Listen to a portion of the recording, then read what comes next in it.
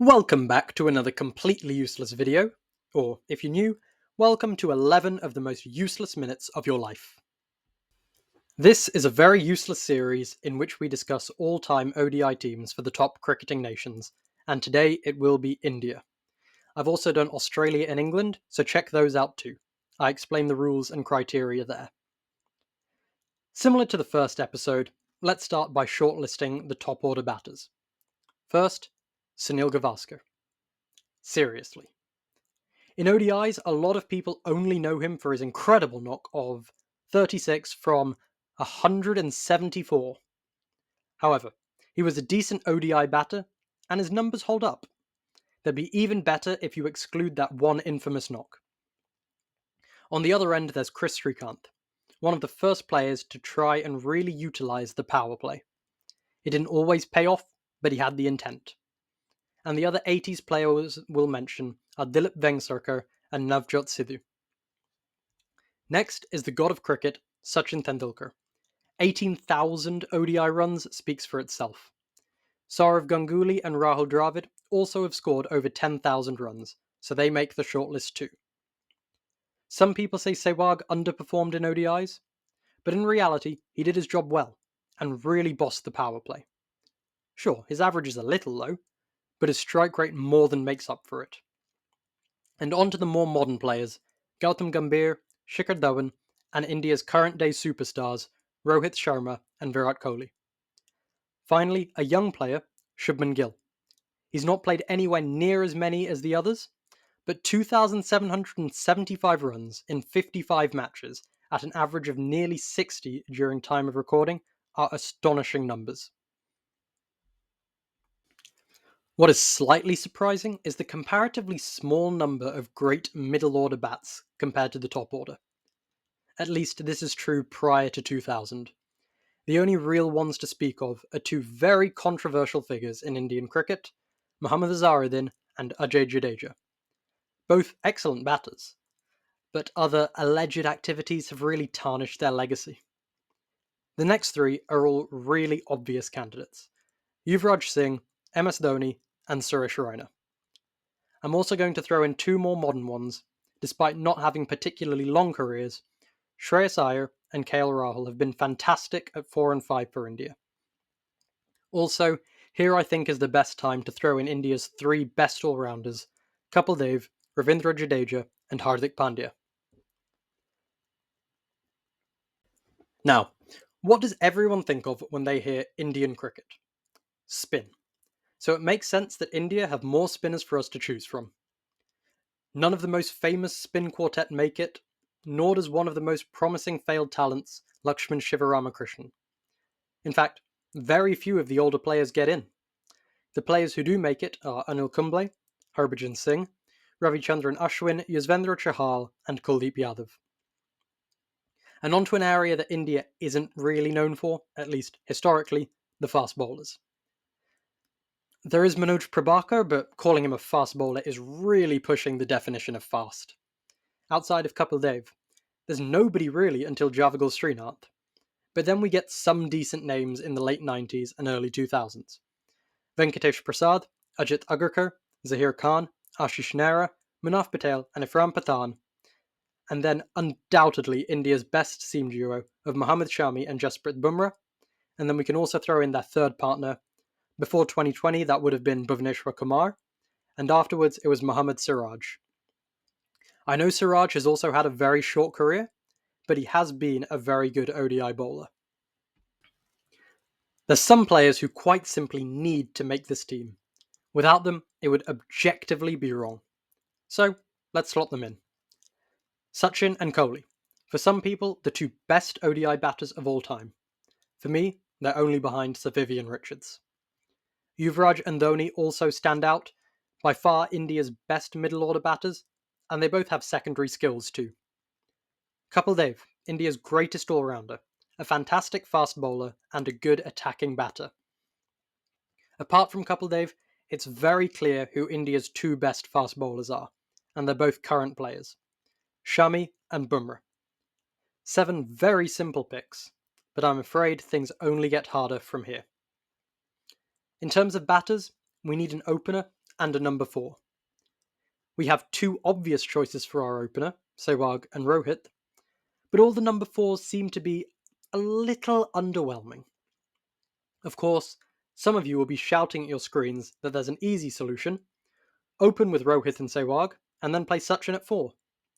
I hear you, and to that I say, absolutely not! His opening stats are 15,000 runs, an average of 50, and a strike rate of 102. His stats at 4 are 2,000 runs, an average of 40, and a strike rate of 89. Sure, those are still great numbers at 4, but those opening numbers are unreal. He would be wasted anywhere else. Similarly with Rohit, absolutely fantastic as an opener, but not great anywhere else. I would be more okay batting Kohli at 4, but that just kicks the can down the road. Up the road? Whatever. We'd now need a 3. Ganguly and Dravid have scored a lot of runs, but they've scored a lot of runs slowly, even for their era. Not laughably slowly, but not quite at the pace you'd expect for an all-time 11, particularly one such as India. My two initial solutions are probably going to get me laughed out of the room. I'm going to suggest two players who I really rate, even if they aren't quite at all-time 11 caliber. If we bat Kohli at 4, then I think Gambhir is our best option for 3. Or if we bat Kohli at 3, I think Shreyas Iyer is the best number 4 we can choose. Really. He might not have scored a lot of runs, but he scored them quickly with a good average, and that's the job of a batter. There is, however, one solution which I have neglected to consider thus far. What was Yuvraj's most common batting position? I think of him as a 5, and I'm sure a lot of you do too, particularly those who watched the 2011 World Cup. But he actually batted more at 4. This now frees up the number 5 spot, where we can bat someone like Raina, or even move Dhoni to 5 and Raina at 6. So now the question comes down to Gambhir, Raina, or Shreyas Iyer. The disadvantage of Gambhir means that Kohli, our best batter, doesn't come in his optimal position. I think the best way of doing things is keeping Kohli at 3, moving Yuvraj up to 4, and then slotting Raina in at 5. Now, you've probably noticed that in all this kerfuffle for the middle order, we haven't actually chosen an opener. I'm going with Rohit. I think Sehwag is underrated as an ODI opener, but I don't think he's better than Rohit. If you'd rather go Sehwag for the blistering starts, I completely get that. Now, onto the bowlers, we are missing a frontline spinner, and I think the two best options are Kumble and Kuldeep. I don't think either of them is a significantly better batter than the other, so we only have to consider who the best bowler is, and I think it's actually Kuldeep, which means we have one slot left. We have 3 frontline pacers, a frontline spinner, an all-rounder in Yuvraj, and some overs from Raina and Tendulkar if necessary. Most people here would say we need another seamer, and I would agree. And the question likely comes down to Zahir versus Srinath. Or does it?